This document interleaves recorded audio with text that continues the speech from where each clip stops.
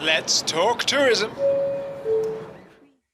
Jim Damalas, one of my favorite hoteliers in the country, one of the true originals of sustainability and social responsibility as it pertains to hospitality. Let's talk tourism. Well, thanks for the invitation, Casey. First question, Jim. How long you been here, and how the heck did you get into tourism in the first place? Well, it was an accident. I came to Costa Rica many years ago as a tourist with a backpack to go and check out places that hadn't even become parks yet. And I fell in love with Costa Rica. And then I came back here 25 years ago with this crazy idea to try out designing a concept for hotels that would be in harmony with nature. So as it turned out, I had 4 little rooms we started with. And over the years, we grew into now basically a mid-sized resort with 50 keys. So there was no plan. It was just romance with Costa Rica. I fell in love. And what had you been doing prior to that? I was in communications. I was in production doing commercials and documentaries and stuff like that back in Hollywood. I had done that for nearly 30 years. And I told my partners I was coming back here to try a prototype design because I started out as an art director and prop man. So I came here with an idea to create a room, a unit that totally blended into nature on a property where I didn't touch any of the trees. I didn't come in with bulldozers. I came in and designed something that backed into the existing biodiversity, and it worked. It's still to this day, there's more monkeys than, right now there's more monkeys than guests at the hotel, obviously. But we're happy to say that we've kept on our commitment and our mission to sustainable hospitality all these years. What year did you break ground at Si Como No? Well, 93. Wow. And we had 2 young architects that were just starting out with us. They thought I was a little crazy because I wanted to design everything for airflow with solar insulation. And I didn't want to touch any of the trees that were affected by the foundation. So we did a lot of things that were new for Costa Rica. And having come from San Francisco, I was big on earthquake safety. So we designed everything to withstand significant land movements because, of course, we're part of the whole coast of the Pacific continent that is vulnerable. So we designed something that was done. And fortunately, we've only had minor tremors over the years, and it's worked so far. So in those, 30 plus years now, Mm-hmm. Heading on it. what has changed the most about Costa Rica and Costa Rica tourism in that time? Well, the thing that's changed the most is accessibility. 25, 30 years ago, you had an extra spare tire in the back of your Jeep just to get down here. Right. We called it the Hueco Pista. And it was more for adventurers because you had to negotiate where the next gas station might be. You had to plan on changing at least one tire along the way, but it was truly an adventure. And since then, obviously, we've done a significant improvement on the roads. The systems of access to many parts of the country are now easy to get to. That has a challenge too, because obviously our idea is less is more. And fortunately, a country the size of West Virginia, we only have about 35,000 keys. At least 90% of the hotels in Costa Rica are boutique. They're less than 40 rooms. So I think we're still on the same mission that I discovered back in the 90s, which was let's do something that didn't conflict, but something that complemented the beautiful nature of Costa Rica. And so far, I think we've done it. So you've been involved with at least 3 hotels and lodges that I'm aware of: Si Como No in Manuel Antonio, Villa Blanca outside of San Ramon, and Santa Juana, each completely different in concept. How did the Santa Juana concept come about? Well, when we started Si Como No, from the very beginning, I always had interest in rural tourism. I believe the caretakers of Costa Rica's biodiversity are the people who live closest to nature. So when we created Greentique Hotels, which, as you mentioned, included Santa Juana, Villa Blanca, and Aguila de Osa, my focus was on supporting the rural area of Santa Juana because I went up there to build a little house to just go and relax on the weekends and realized the village was disappearing, and with it the culture. So through the creation of a tour and then a little lodge that we built about 4 years ago, The community runs everything. I mean, it's amazing. Of the 46 lodges that are in the Central Pacific, TripAdvisor continues to rate it #1 for the last 2 years since the community took the ownership of it. And for us, that's the kind of tourism that is a trend around the world. And in Costa Rica, it works and makes sense when you consider so much of Costa Rica is conserved through national parks, reserves, and wildlife refuges. This kind of tourism supports that 100%. You've been one of the more community-driven, impact-driven hotel proprietors that I know. Talk to me a little bit about the various organizations you've been involved with, like the projects in the Osa Peninsula and other community stuff, meaning, what's the responsibility of tourism to then work also with nonprofits or public privates to maintain a destination? What are the things that you've done, and what are the things you wish potentially the country was doing more of, or more hotel owners were involved with? Well, first of all, our brand, which Greentique states, and our mantra, travel well, travel right. We're encouraging clients to come to Costa Rica and do something positive for the country that they're enjoying. So Ascamote, which was an association we created nearly 20 years ago, was to conserve the corridors for the animals of Manuel Antonio and Quepos through the national park system. And then more recently, the development of the Corcovado Foundation, which is in the OSA, was focused on education, focused on youth.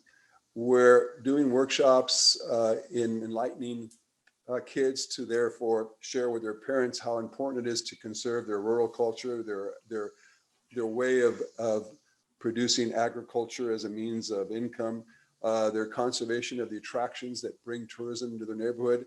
We've realized over these years that by doing so and conserving the natural attractions, they've become more involved and have become employed, have created as entrepreneurs their own little businesses. And as such, we're seeing with the least amount of investment, the most return on investment, because once you get a community to get into conservation, respect the sustainable practices that are led by the country, through its leadership, including Christiana Figueres in the United Nations, people are benefiting from it. And so we believe that, with Greentique anyways, that encouraging that kind of tourism also has the most amazing feedback with the guests. When you read the reviews, that's the most important thing. It's not the pillow menu. It's not the type of bed or the chef's reputation.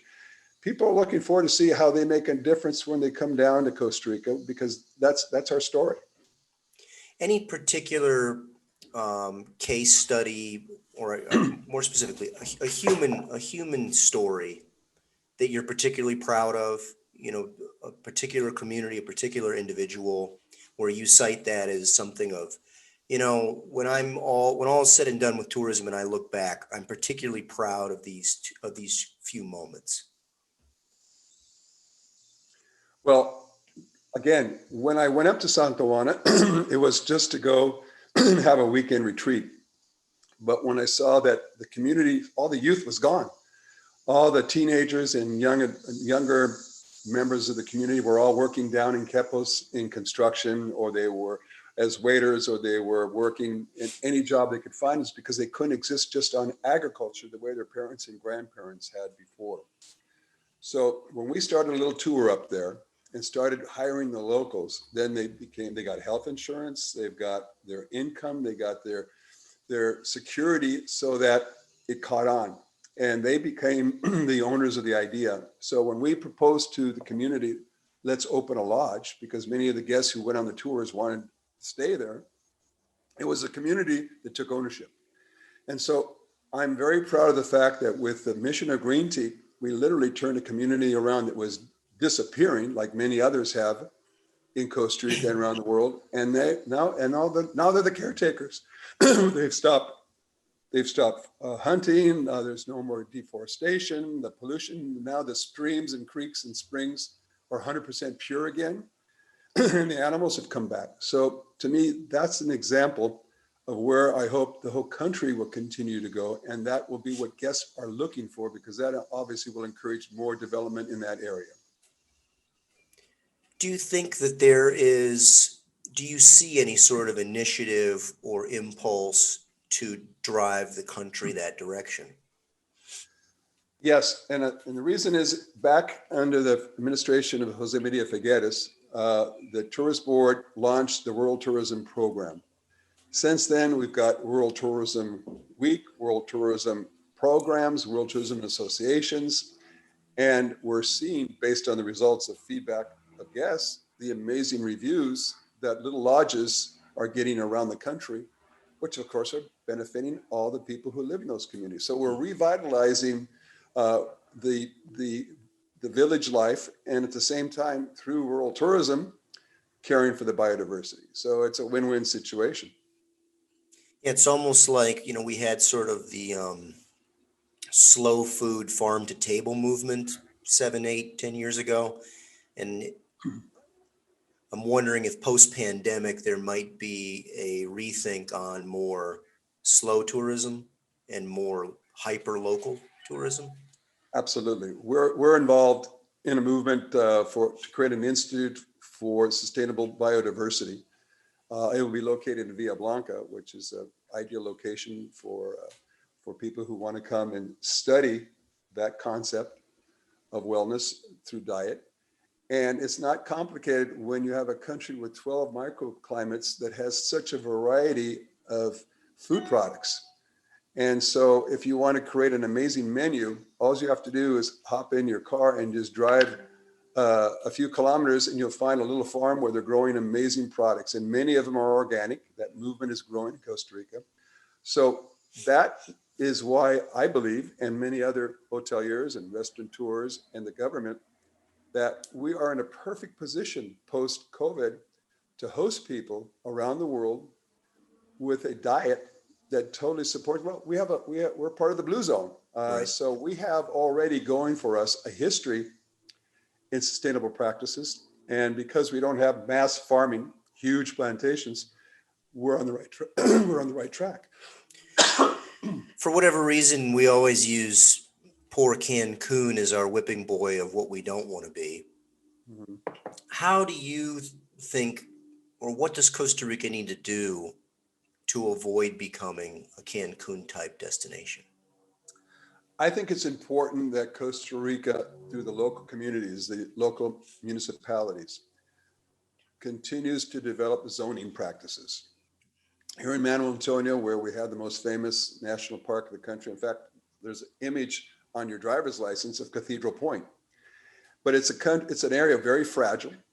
It's a destination that people come to primarily to enjoy nature, but there is no master plan to control development, which means if tomorrow somebody wants to put a few towers a la Cancun in an area that's designed from the get-go for minimum traffic and the fragile ecosystem that we've built around, like myself and other hoteliers, we've been very conscious of that. So I think zoning will be one of the most important things that each local community can do through its municipalities, so that we have a direction we're going that's in harmony, obviously, with the biodiversity, which is the #1 attraction Costa Rica has to offer. I'm a huge believer that tourism done well is an incredible economic accelerator, particularly in rural areas. I'm sure in 3 decades here, you've had incredible stories of former and current employees starting in very humble positions and advancing into higher level positions and or starting their own business, owning things. Is there any particular um, Greentique alumnus that you're particularly proud of? Oh, wow. I don't want to leave any out because unfortunately there's quite a few. Hugo Arias, who is now part of the new municipality, he was my driver because I didn't know where the hell I was going when I first started the hotel. He now has his own transportation company, and he's also part of the new government and a big conservationist. My original manager of my first restaurant, Rico Tico, now has his own restaurant and is doing quite well. Another gentleman that was my best waiter now has his own little restaurant down at the beach, which is another example of encouraging growth through example. And I can go on and on. And that's why we have an alumni. We call Greentique a family of properties that have one thing in common, mutual respect. And also we say that our employees are as important as our guests. And as such, when we talk about the magic of nature, we're also talking about the amazing good nature of our staff, because the DNA of Costa Rica has to do with Pura Vida. I mean, that's not something we created as a campaign to sell the country. That goes back 3-4 generations. When Pepe Figueres decided to abolish the army and put together an education and health program that has reflected the kind of, I would say, pride and human rights to where every family is cared for. You don't find a lot of people on the streets begging. When I look at San Francisco, where I came from, and all these people sleeping on the sidewalk in provisional tents, that's almost non-existent in Costa Rica. And that has to do with the Pura Vida, because if you feel good, the customers that come to your hotels will know. I can't train that. I can't teach you how to be, positive, friendly, happy. If you go home and you're miserable in your private life, there's no way you can fake it. And so I believe what we have done a good job in Costa Rica to take advantage of those natural ingredients. Well, that segues perfectly to my final question. What does Pura Vida mean to you? I think it means sincerity. It means that I'm not faking it. I really believe in the pride I have for Costa Rica and the pride I have for my community, my family. Look, we're not perfect, but I'll tell you, Costa Ricans, mutual respect. You'll see it now in the whole COVID program. People think it's patriotic to wear a mask in Costa Rica because they're protecting their families, their neighbors, and their community in general. And so even though we have our own challenges, I think we're doing a pretty good job considering that the world is faced with the same pandemic. So that's why I believe when we reopen, we're going to see, and thanks to people like Costa Rica Vacations, we're going to see people coming in the door looking forward to the fact that we practice what we preach. I believe you're right, and I think that's as good a definition as I've heard. Jim, always a blast talking to you. Thank you so much for giving me some of your time, and I look forward to talking to you again soon. Thank you for the invitation again. Thanks. Ciao. See ya. Let's talk tourism.